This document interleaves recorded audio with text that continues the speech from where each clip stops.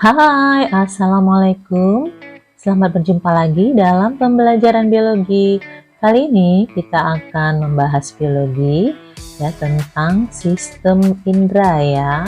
Jadi hari ini kita akan belajar tentang sistem indera, khususnya adalah indera penciuman atau indera pembau yaitu hidung. Oke, kita ingatkan kembali ya bahwa sistem indera kita itu kan ada 5. Yang pertama adalah mata, di mana mata sebagai indera penglihatan atau juga disebut sebagai fotoreseptor. Lalu yang kedua adalah telinga, telinga adalah indera pendengaran atau fonoreseptor. Kemudian hidung adalah indera penciuman atau indera pembau, juga disebut sebagai kemoreseptor. Lalu lidah adalah indera pengecap ya, disebut juga dia sebagai kemoreseptor. Dan kulit adalah indera peraba, yaitu sebagai tanggoreseptor. Oke, kita hari ini khususnya akan membahas tentang indera penciuman ya. Untuk kalian yang belum memperhatikan video tentang indera penglihatan dan indera pendengaran, bisa melihat pada video sebelumnya agar kalian lengkap mendapatkan sistem indera. Oke, nah indera penciuman ya. Nah, indera penciuman kita ini adalah hidung ya. Jadi hidung itu selain berfungsi sebagai organ pernafasan, hidung juga berfungsi sebagai organ penciuman atau organ indera pembau ya. Nah, hidung kita ini ya, dia akan berfungsi sebagai indera penciuman dengan mendeteksi bau atau aroma. Nah, di mana daerah sensitif indera penciuman atau indera pembau kita terdapat di dalam rongga hidung bagian atas. Karena di sana terdapat serabut-serabut saraf penciuman atau disebut juga dengan nervus olfactory. Nah, serabut-serabut saraf olfactory inilah yang terletak pada selaput lendir yang berfungsi mendeteksi rangsang zat kimia dalam bentuk gas di udara atau bisa kita sebut juga dengan kemoreseptor ya. Oke.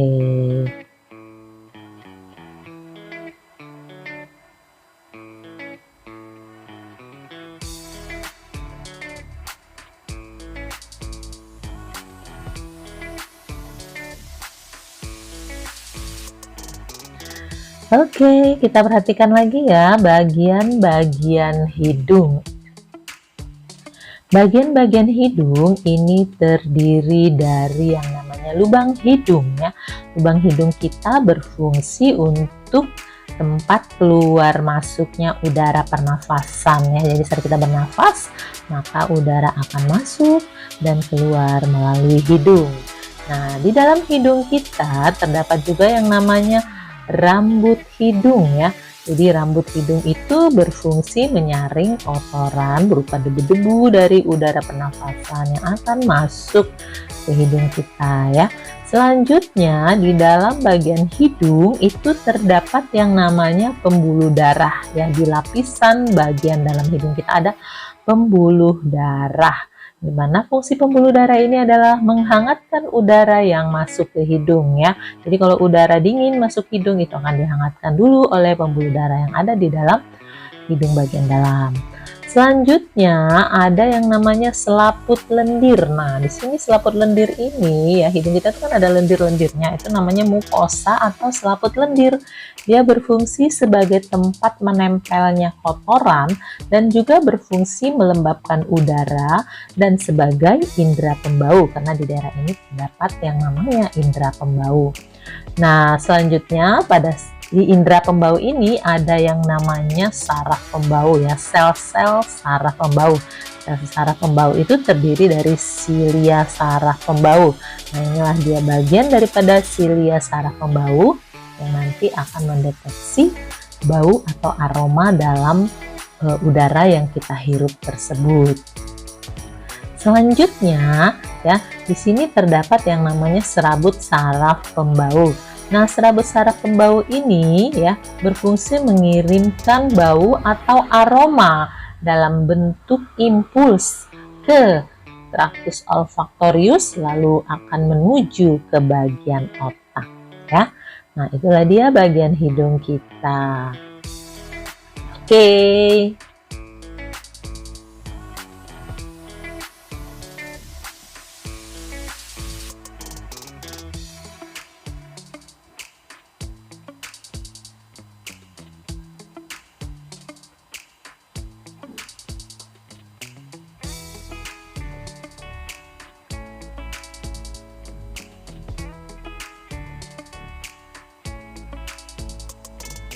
Oke, kita lanjutkan lagi tentang sel penciuman atau sel pembau ya.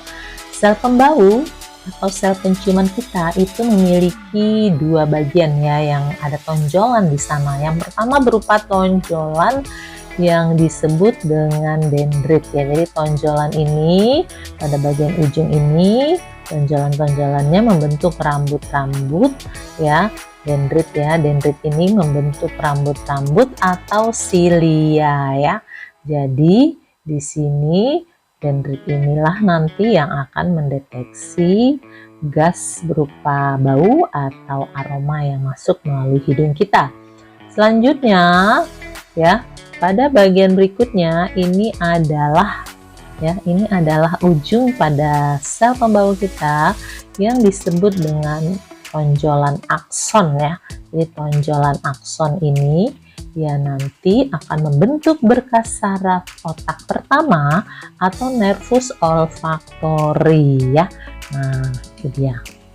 Nah, jadi itu adalah bagian dari sel pembau atau sel penciuman yang disebut dengan sel olfactory.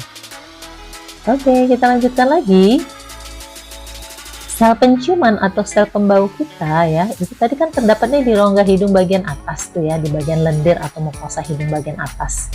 Nah, di situ nanti saraf olfaktori ya, atau nervus olfaktori yang tadi yang berupa dendrit dan akson, dia akan menembus tulang tapis dan masuk ke dalam otak ya. Jadi dia akan menembus tulang tapis ya dan masuk ke dalam otak, di mana nanti dia bersinapsis dengan neuron tractus olfactorius pada bulbus olfactorius.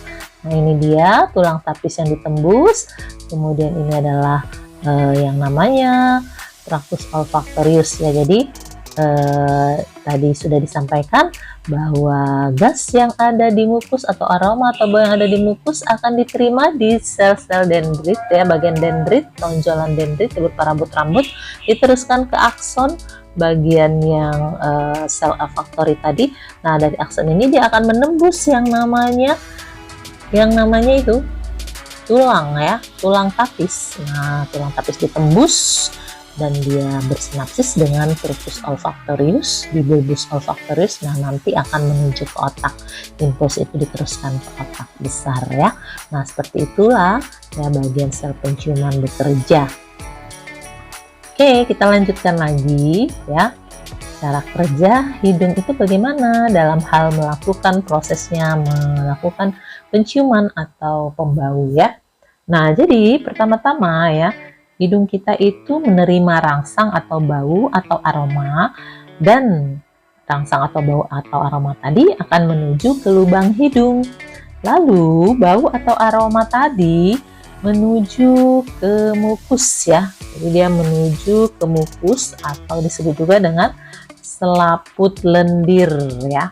Selaput lendir, dan di sana nanti zat bau atau aroma tadi diikat oleh protein membran yang ada di sini ya.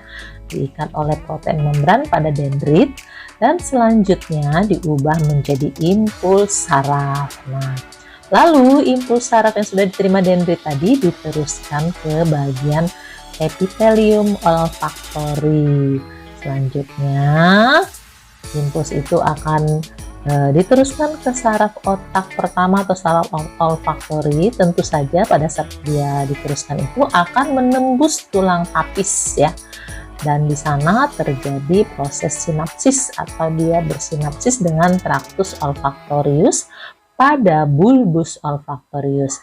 Lalu impuls itu nanti akan diteruskan menuju ke otak untuk diinterpretasikan sebagai bau atau aroma apakah itu ya. Nah, seperti itulah proses cara kerja hidung kita.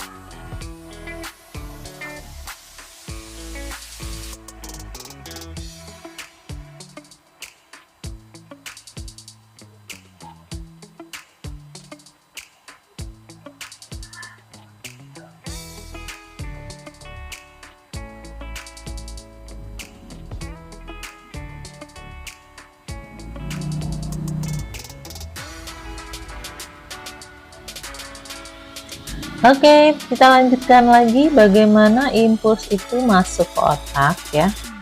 Nah, impuls yang masuk ke otak tadi kan sudah disampaikan bahwa impuls akan masuk ke otak. Lalu nanti impuls itu di otak akan diinterpretasikan di korteks otak pada daerah bau primer ya.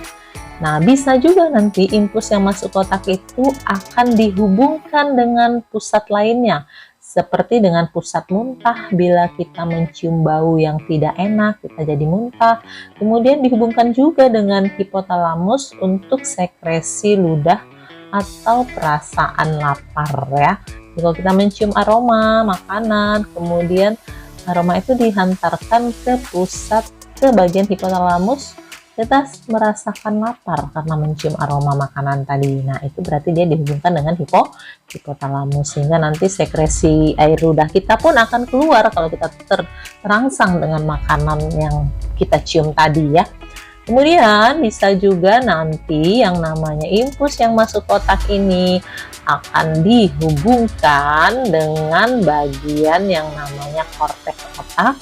Di sana disimpan impuls itu di korteks otak sebagai memori atau ingatan. Misalnya kita pernah mencium aroma parfum ya, kita beli parfum pertama kali, kita belum tahu itu aroma apa, tapi kemudian kita senang dengan aroma itu. Nah, pada suatu saat kita bertemu dengan orang dan mencium aroma yang sama, kita tahu itu adalah parfum yang kita sukai atau wangi yang pernah kita sukai. Jadi kita akan mengenalnya setelah kita menyimpan memori ingatan tentang bau itu di korteks otak kita ya. Oke, kita lihat apa saja sih rasa bau primer ya. Bau primer itu ada 7. Nah, diduga setiap zat penimbul bau hanya merangsang satu jenis reseptor saja, sehingga otak dapat membedakan berbagai rasa bau.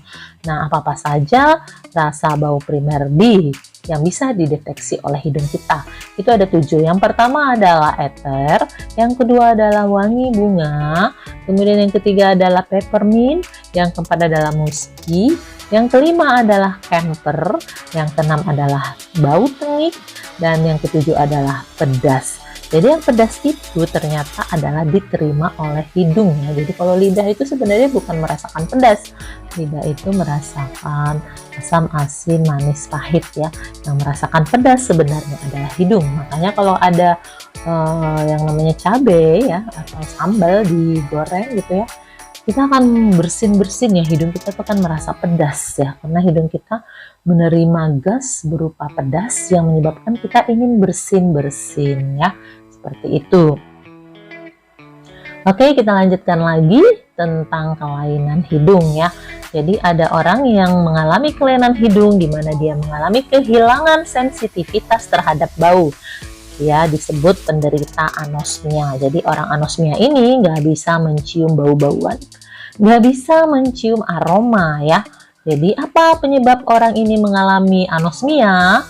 Itu dapat disebabkan yang pertama oleh penyumbatan rongga hidung. Biasanya penyumbatan rongga hidung ini bisa disebabkan oleh flu atau pilek, bisa disebabkan oleh polip dan tumor yang terdapat di rongga hidung kita ya.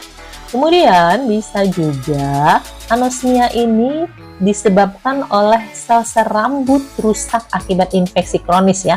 Tadi ada sel-sel rambut, itu adalah dendrit pada saraf penciuman kita yang mengalami kerusakan. Nah, ini dia bisa menyebabkan anosmia. Kemudian ada juga gangguan pada saraf olfaktori ya. Jadi kalau saraf olfaktorinya rusak atau gangguan pada bulbus olfaktoriusnya mengalami gangguan atau trunctus olfaktoriusnya mengalami gangguan, ini pun dapat menyebabkan seseorang itu mengalami anosmia.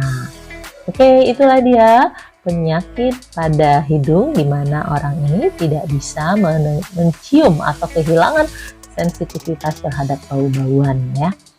Oke, terima kasih atas perhatiannya.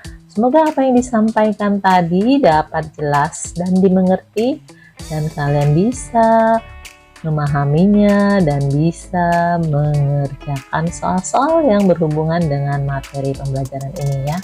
Semoga kalian sukses selalu dan berprestasi selalu ya. Oke, terima kasih.